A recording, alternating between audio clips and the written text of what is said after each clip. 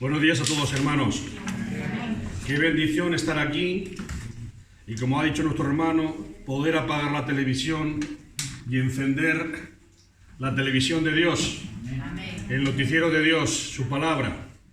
Cada día estoy más convencido de que los cristianos no sabemos lo que tenemos, no apreciamos el valor de la comunicación de Dios. Voy a continuar con el mismo tema que he seguido las veces pasadas. Creo que va a ser un tema constante, continuo. Es verdad que hay una frase que dice que los árboles no nos dejan ver el bosque. Quiere decir que muchas veces la situación individual que vivimos, el acotamiento, el árbol, la situación, no nos deja ver el conjunto de la realidad. Cuando abrimos la palabra de Dios, la ventaja que tenemos es Dios el que enfoque desde la eternidad y desde su visión global nos informa de aquello que necesitamos en este momento, en cada momento de la historia para sus hijos. Jesús ha hecho una lectura en el Evangelio de Juan, basada en una de las últimas conversaciones que mantiene Jesús con su discípulo. A él advierte ya de que el mundo os aborrecerá, de que también a vosotros os perseguirán. Nos dice que nosotros ya no somos del mundo, nos dice que nosotros ya no pertenecemos al mundo y que si estamos en el mundo es para dar testimonio de la verdad. Ser luz, ser sal. ¿Qué significa esto? Que Jesús da por sentado que el mundo está en tinieblas y que el mundo está corrompido. Cuando el libro de Apocalipsis entendemos el último que está situado en la Biblia y el último que históricamente es revelado por el Señor, advierte y nos presenta el cuadro de cuál va a ser la realidad del mundo, cuál va a ser la realidad para los creyentes y en qué se basa la esperanza cristiana. Evidentemente el mundo, como diría el sabio, tiempos van, tiempos vienen, pero la realidad humana, la realidad del pecado permanece cíclicamente y está siempre presente.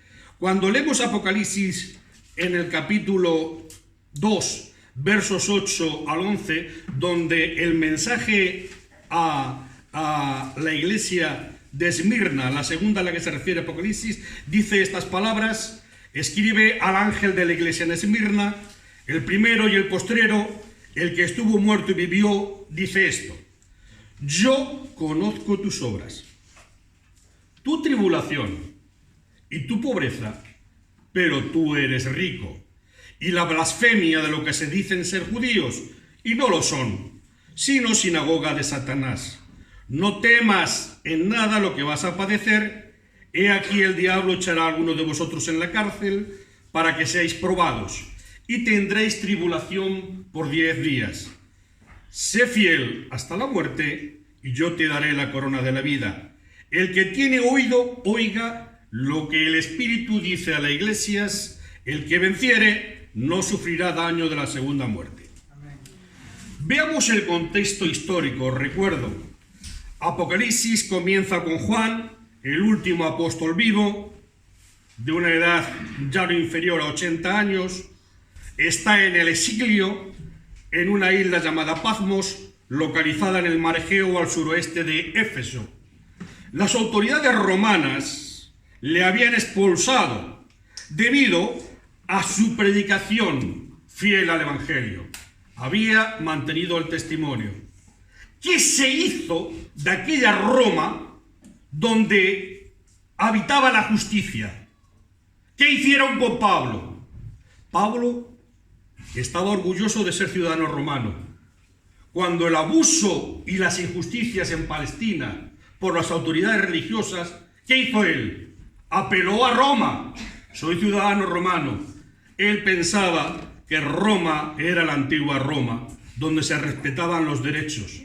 Pablo no va a acabar bien. Pablo no va a ser juzgado. En las autoridades romanas, la justicia romana se había corrompido. No fue aquella Roma donde se hizo las leyes de las 12 tablas siglos antes, aquella Roma de una república donde la gente sí votaba, sí hacía, sí respetaban. Ya había una degeneración en los poderes, en la política, en el imperio, en las autoridades. No solamente era Roma. El mismo Señor Jesús, cuando llega a Jerusalén, no dice Jerusalén, aquella ciudad en los planes de Dios. No está orgulloso de esa Jerusalén, porque dice que en Jerusalén reinaba en aquella época también la inmoralidad y la injusticia. Nuestro hermano Jesús ha pretendido decir, no quiero amargaros, pero es que es así. La lectura que hace el Señor de la naturaleza humana es que la naturaleza humana vive en pecado y necesita la redención, necesita la liberación de Dios. Pero muchos se van a negar a esa liberación.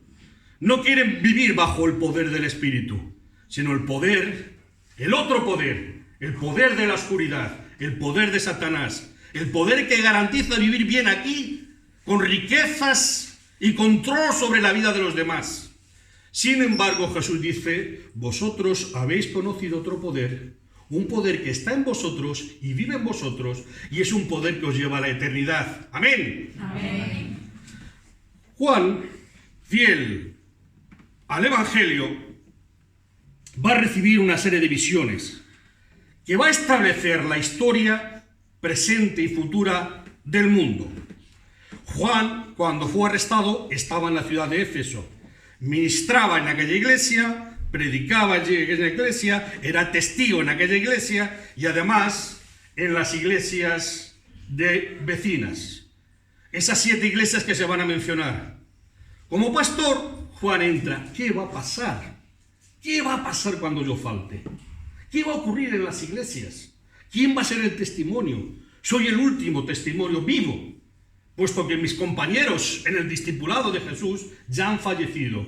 No todos, y no de buena manera, no de buena manera, sino martirizados. Juan tiene esa profunda preocupación. Y Juan va a dirigir en el libro de Apocalipsis un mensaje a las 7 iglesias. La iglesia empieza a sufrir los efectos de la persecución.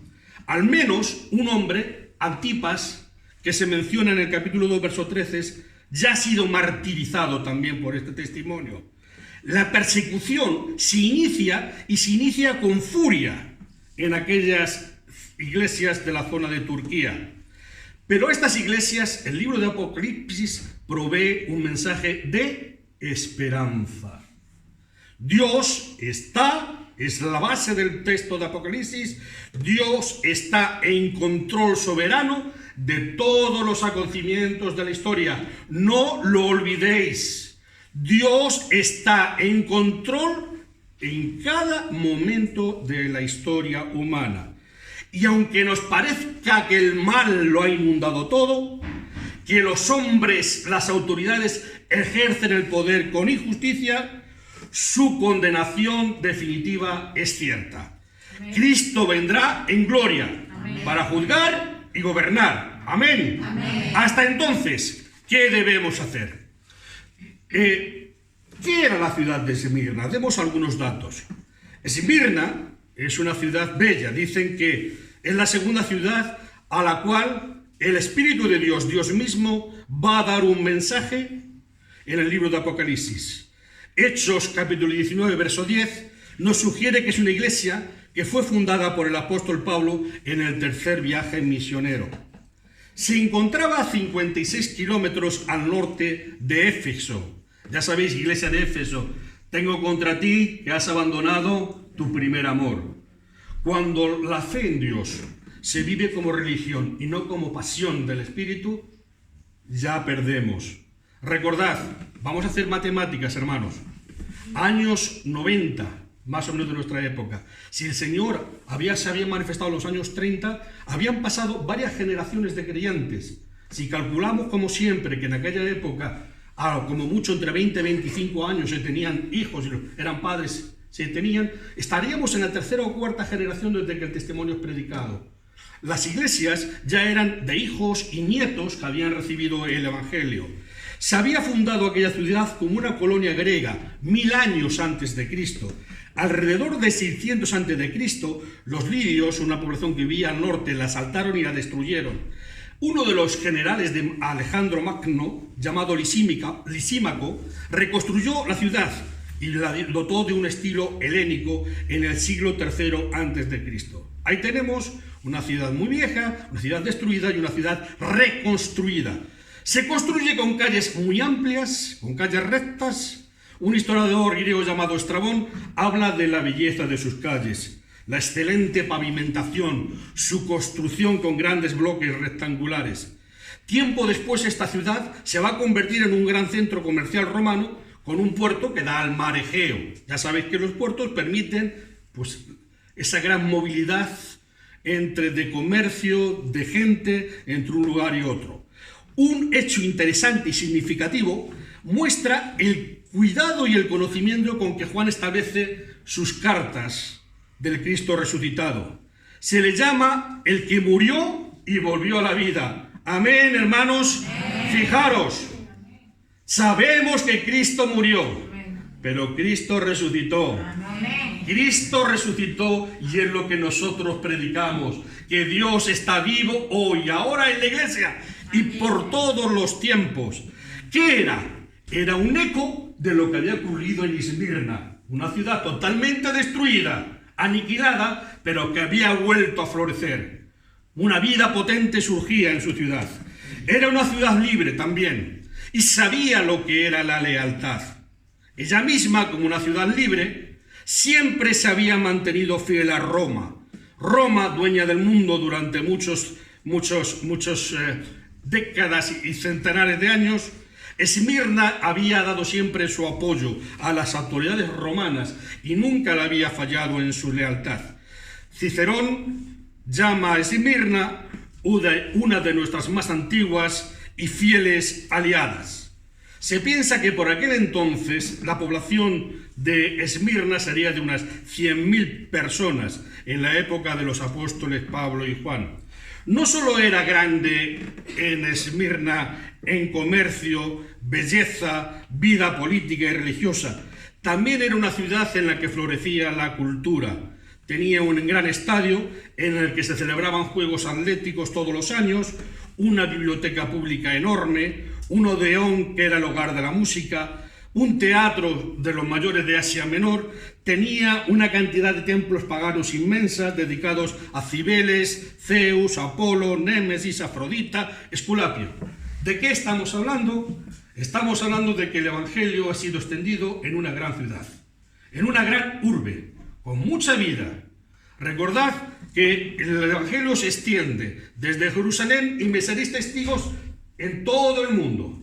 Una de esas realidades es que el Evangelio se extiende entre gente que no es pagana, no cree, no conoce a Dios. No conoce a Dios. Y en aquella ciudad los judíos eran especialmente influyentes. Eran hostiles a la iglesia cristiana. Posiblemente porque entre ellos y de los interesados en el judaísmo, muchos se convertían al cristianismo.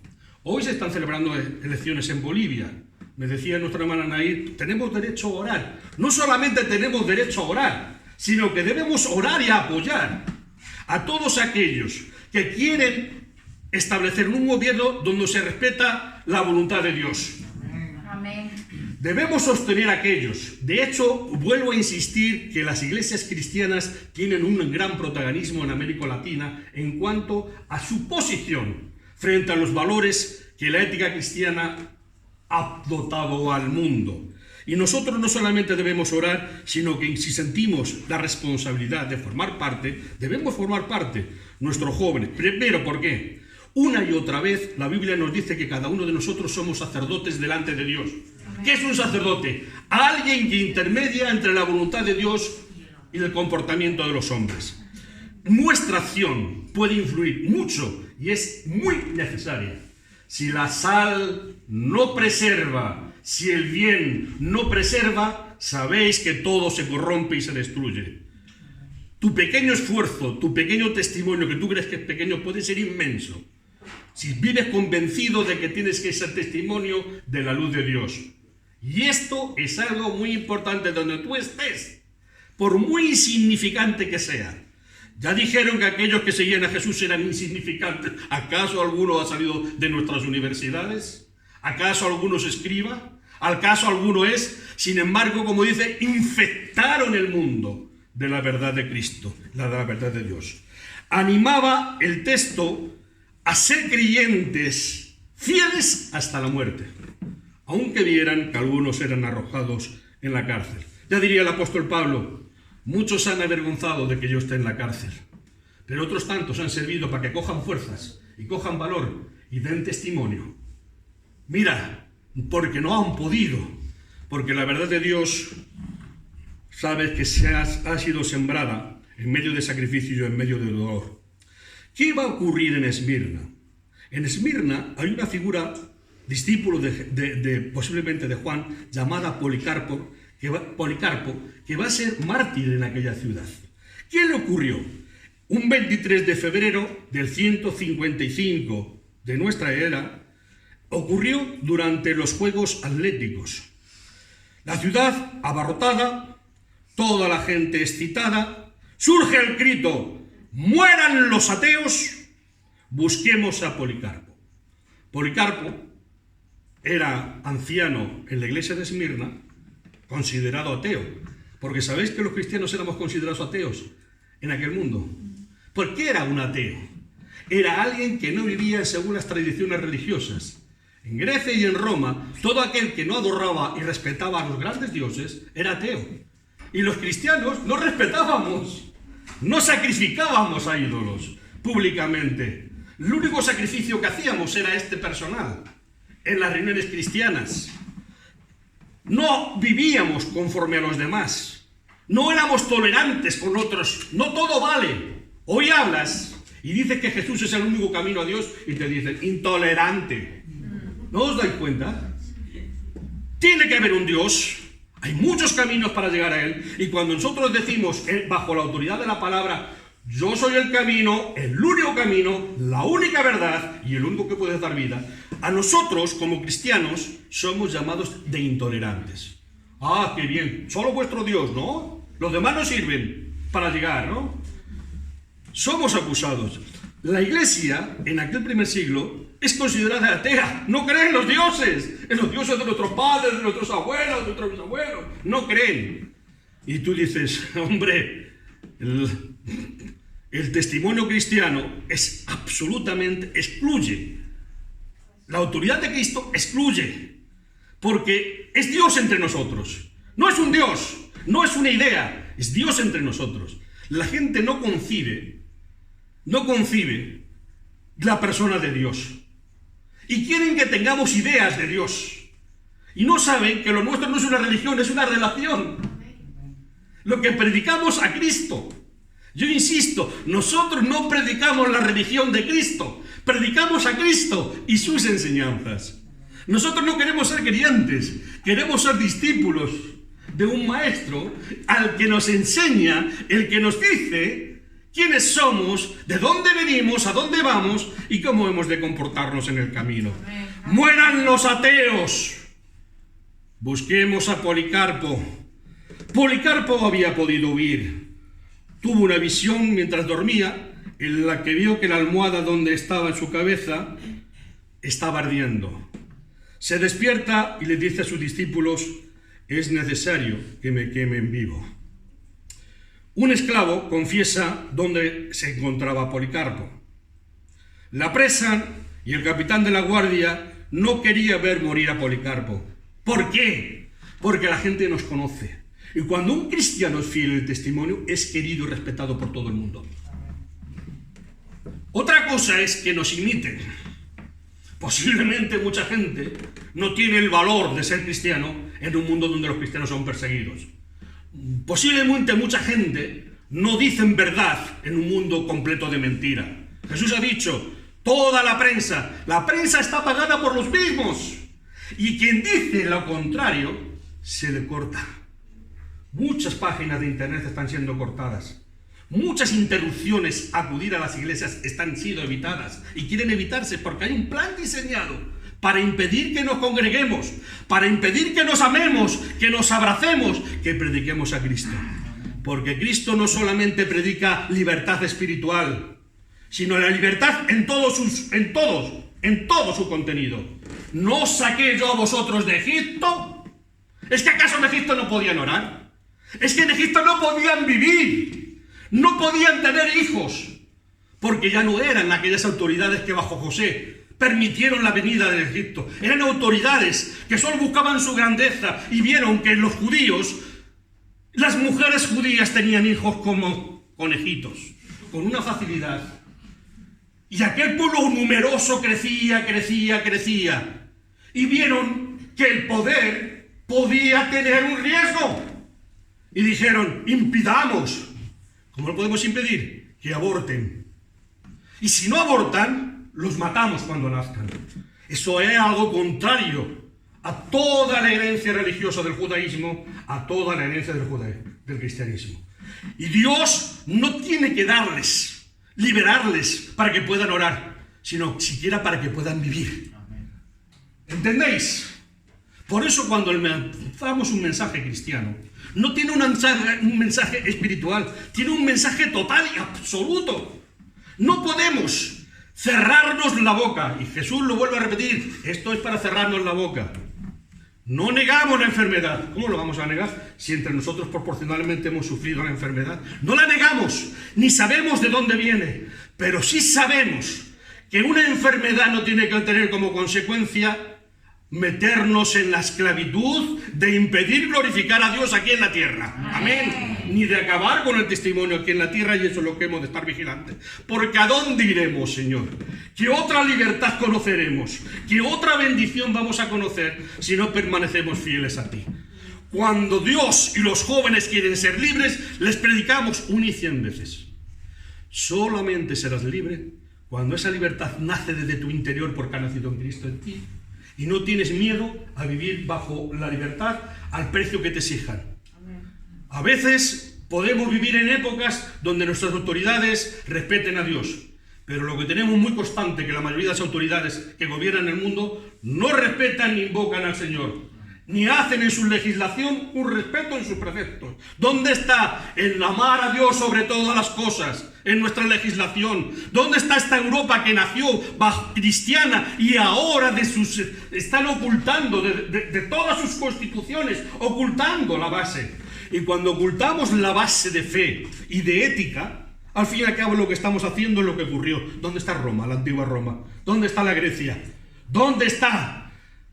¿Dónde están los imperios? Caen. Sin embargo, millones y millones de seres humanos a lo largo de historia proclamamos el amor a Cristo. Y la causa de Cristo prevalece. Y decimos, llegará un momento en que el gobierno de Cristo y nuestro tendrá su lugar. Amén. Mientras tanto, vamos a vivir bajo el reinado de Cristo. Dios no propuso cambiar gobiernos, Dios propuso cambiar corazones. Y que orásemos para que nuestros gobernantes asumieran que si quieren tener vida, si quieren tener riqueza, deben acudir también a aquellas enseñanzas de Cristo. No os hagáis riquezas ni poder aquí en la tierra, que es una gran tentación para todo, sino haceros riqueza en los cielos, porque son permanentes. Amén. Ni los grandes nombres que oímos cada día de Soros, Gates, etc., Rockefeller y tal. Rockefeller ha muerto con 100 y pico años. No hacen miles de millones, hermanos, tienen trillones. ¿Dónde están ahora delante de Cristo? Delante de Cristo le va a decir, tráeme tu corazón, vamos a revisarlo. ¿Qué hiciste con toda esa riqueza y ese poder que tenías en esta área? Ahora tú estás bajo mi gobierno y vamos a echar cuentas. Y ya se la ha echado, ya se la ha echado. Ya le ha echado cuentas. Y nosotros, yo quisiera, Señor, que las cuentas que tengas que echar conmigo sean unas cuentas donde esté mi saldo positivo. Yo sé que es positivo, porque el positivo tú me lo has otorgado por tu amor y tu gracia. Amén. Y porque yo aquí estoy dispuesto a vivir bajo tu testimonio. Y no quiero doblar mis rodillas, sino a Cristo nuestro Señor. Aquel hombre, cuando es apresado Policarpo, no pasó de la página 2, qué barbaridad. Aquel hombre es apresado. El capitán de la guardia, que le conoce, le dice, por favor, ¿y a ti qué más te da, hombre?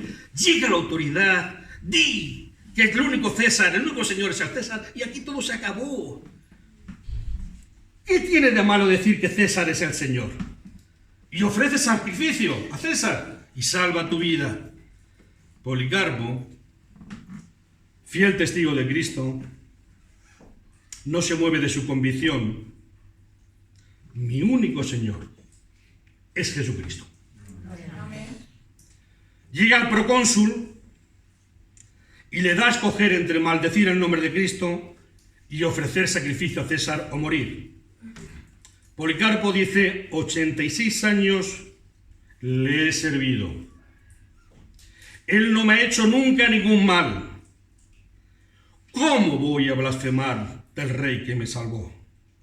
Mira, Policarpo, vas a la hoguera, vas a ser quemado vivo. Tú a mí me amenazas. Tú a mí me amenazas con un fuego que arde solo durante unos momentos y se sofoca enseguida, porque no conoces el fuego que les espera a los malvados en el juicio por venir y en el castigo eterno. ¿A qué esperas? Venga, haz lo que quieras conmigo. Policarpo se rehusó a blasfemar el nombre de Dios. Fue quemado vivo. Murió como un mártir, un testigo de la fe. No era fácil ser el compromiso de ser cristiano en Esmirna.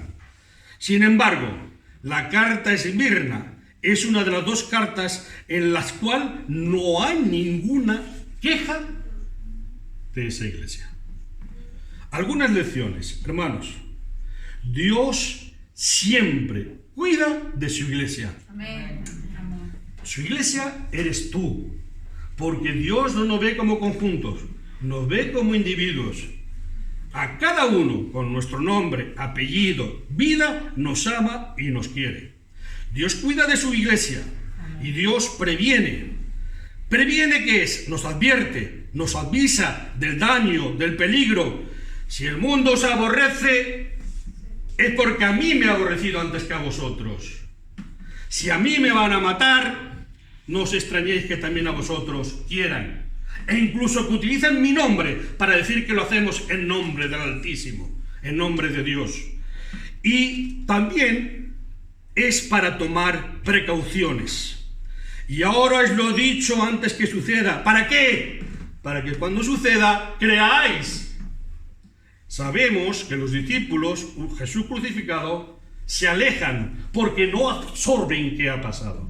Como un Dios todopoderoso, como nuestro líder, nuestro maestro, nuestro Señor.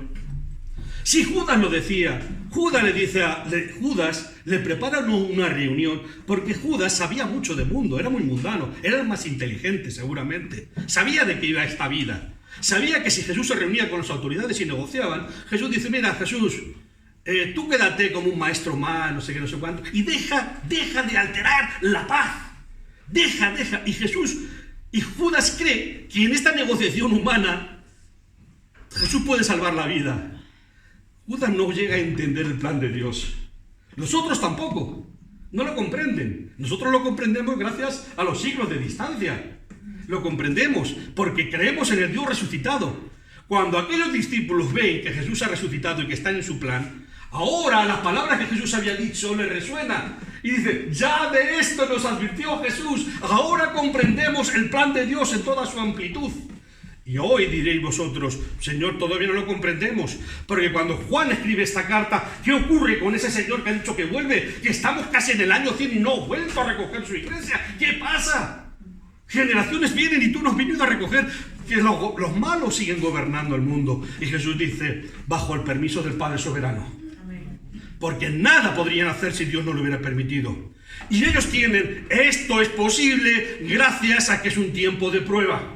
Es el tiempo y la ocasión donde cada uno debemos demostrar nuestra fidelidad a nuestras convicciones, fidelidad a Cristo. Jesús advierte de su marcha y muerte a los discípulos. No debe ser una sorpresa para ellos. Forma parte del plan eterno celestial. La muerte temporal de Jesús vendría acompañada de la presencia permanente y poderosa del Espíritu Santo. Os he dicho estas cosas, les dice Jesús a los discípulos, estando con vosotros. Mas el Consolador, El Espíritu Santo, a quien el Padre enviará en mi nombre, Él os enseñará todas las cosas y os recordará todo lo que yo os he dicho. El Espíritu Santo vive en mí. Ya no es un Dios que va a vivir temporalmente. Es un Dios que va a vivir permanentemente en nosotros. Y me va a dar el poder para llevar una vida de testimonio. El mundo os aborrecerá, no sois del mundo, acordaos también de mis palabras. Y dice Apocalipsis capítulo 2, verso 9, yo conozco tus obras.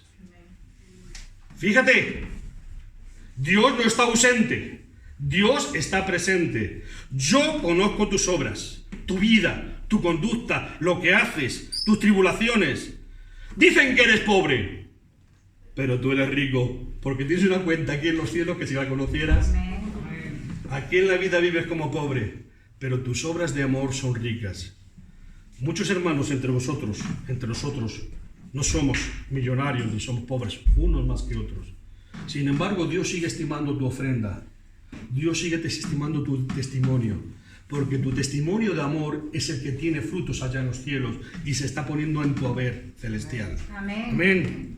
Yo conozco, Dios no abandona a sus hijos. Conoce lo que nos sucede, cada alegría, cada tristeza. Está al tanto de nuestras risas y de nuestras lágrimas. Dios conoce, es lo que dice Juan. Yo he recibido una visión de Dios en la que Dios me está diciendo, en la que Dios escribe a sus ángeles, al ángel de la iglesia, porque cada iglesia tiene un ángel, bien sea celestial o humano. Dios siempre envía a personas o ángeles que nos preservan del mal. Si no, este mundo ya sería destruido. Cada éxito o fracaso en nuestros proyectos de vida es conocido por Él. El Señor Jesús es el pastor de la iglesia. La obra de Dios descansa sobre los fuertes hombros de Jesús.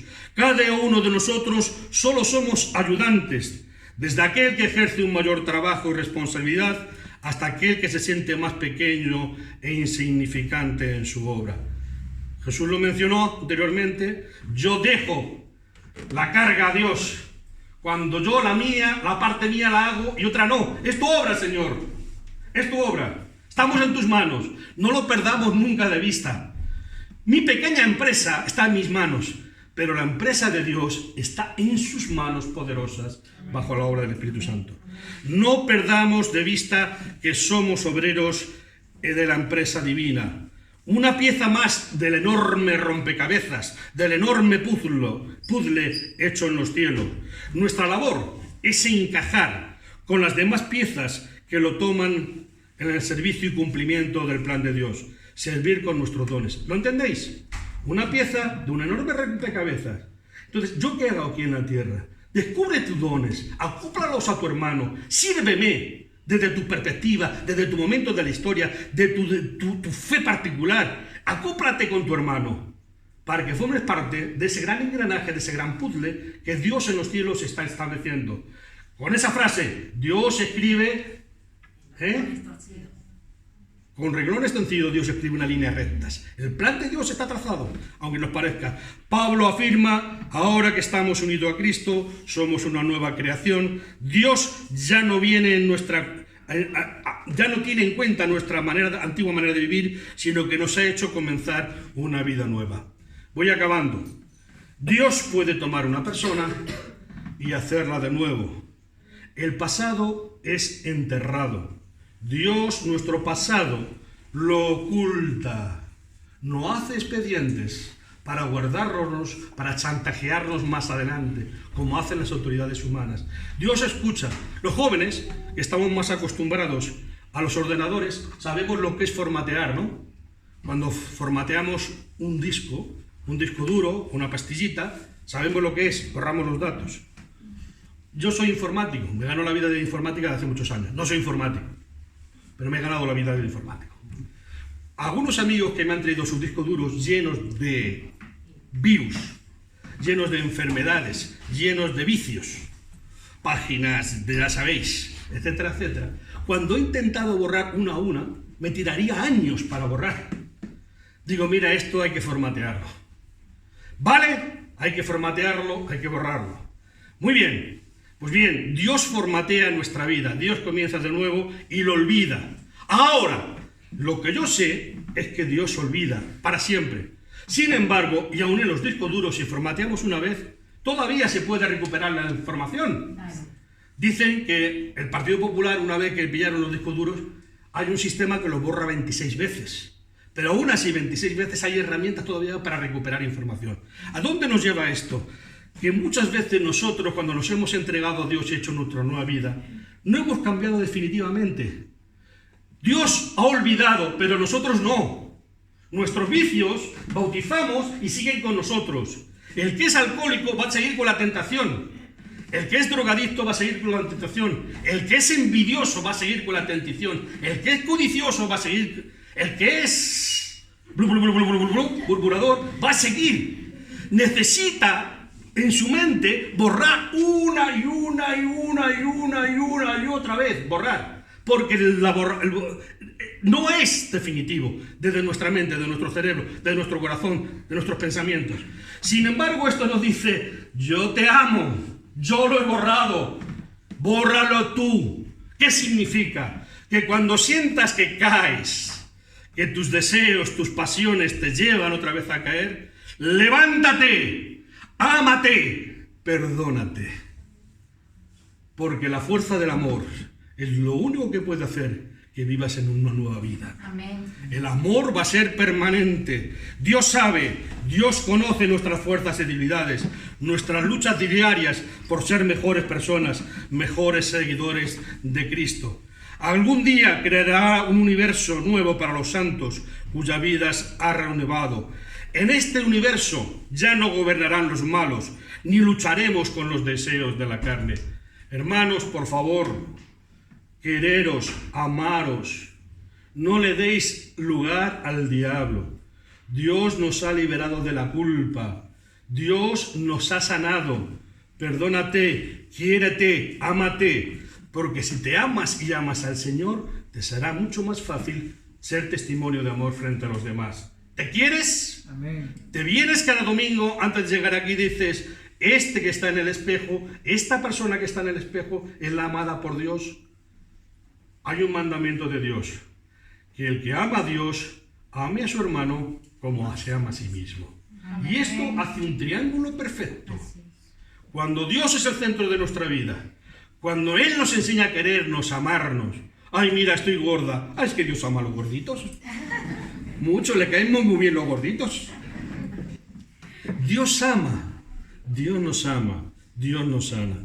Si el mundo entendiera y viviera y disfrutara que el amor de Dios, que la paz de Dios es lo mejor, es el premio mejor, es la conquista mayor, el mundo sería muy diferente. Hasta el regreso del Señor Jesús, que nos va a tocar un mundo nuevo, unos cielos nuevos, una tierra nueva, nosotros como discípulos del Maestro debemos vivir la fe en cualquier circunstancia o situación que se nos presente. Y orgullosos de nuestra fe, orgullosos. A veces la fe es sometida a prueba, pero la fe triunfa. La fe en Dios, la confianza en Dios, nos lleva a la vida eterna con Dios. ¿Qué hemos aprendido hoy? Que Dios está sobre su iglesia, Dios está sobre su vida, sobre cada vida de cada uno de nosotros, que Dios nos cuida, que Dios nos ama, y que en la gran historia de Dios vivimos y debemos vivir en victoria. Amén. Porque el triunfo es de Cristo, un triunfo que lo otorgó cuando Él entregó su vida voluntariamente y cuando Él nos enseñó que aun cuando el mundo nos señale, nos persiga e incluso nos mate, ahí estará Él para resucitarnos a una vida eterna. Amén. Gloria a Dios.